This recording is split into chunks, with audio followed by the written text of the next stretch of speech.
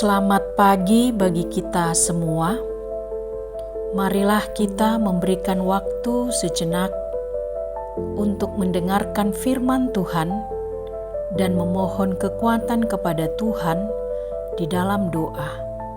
Kita berdoa. Kami sungguh bersyukur kepadamu, ya Bapa Tuhan kita Yesus Kristus, karena telah memberi hari yang baru pada pagi ini. Sebelum kami memulai segala aktivitas kami datang memohon kiranya Tuhan menolong kami, dan biarlah firman-Mu yang akan kami dengar dapat menerangi hati dan pikiran kami, sehingga segala yang kami perbuat dalam satu hari ini sesuai dengan kehendak-Mu. Di dalam Yesus Kristus kami berdoa dan mengucap syukur kepadamu. Amin. Firman Tuhan pada pagi hari ini, Kamis 22 Januari 2026, tertulis dalam 2 Korintus 1 ayat 3 sampai ayat yang keempat. Demikianlah bunyinya. Terpujilah Allah, Bapa Tuhan kita Yesus Kristus, Bapa yang penuh belas kasihan dan Allah sumber segala penghiburan, yang menghibur kami dalam segala penderitaan kami, sehingga kami sanggup menghibur mereka yang berada dalam bermacam-macam penderitaan dengan penghiburan yang kami terima sendiri dari Allah. Demikianlah pembacaan firman Tuhan. Saudara-saudari yang dikasihi oleh Tuhan Yesus Kristus, penderitaan adalah bagian hidup. Para tokoh iman dalam Alkitab pun pernah mengalami penderitaan. Bahkan Rasul Paulus sendiri tidak kebal terhadap realitas penderitaan. Paulus mengalami penderitaan yang sedemikian beratnya. Namun Paulus mengenal pribadi Allah Tritunggal sebagai pribadi yang penuh belas kasihan.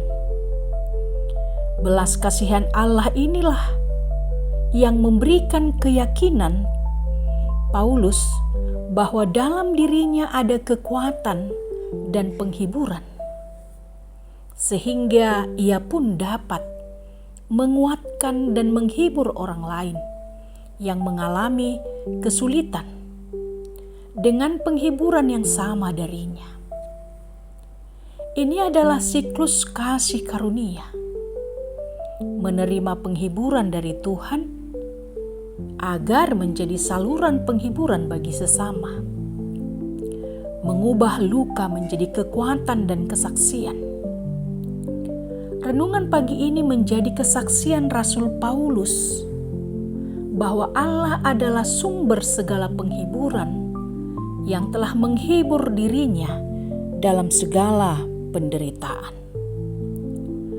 Penderitaan yang dialami harus dipandang sebagai kesempatan untuk menghayati penderitaan Kristus.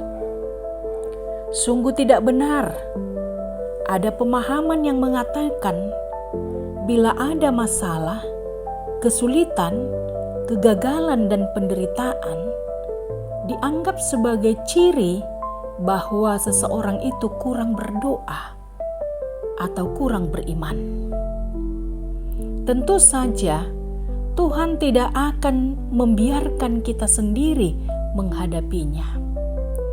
Ia hadir untuk menghibur dan menguatkan kita.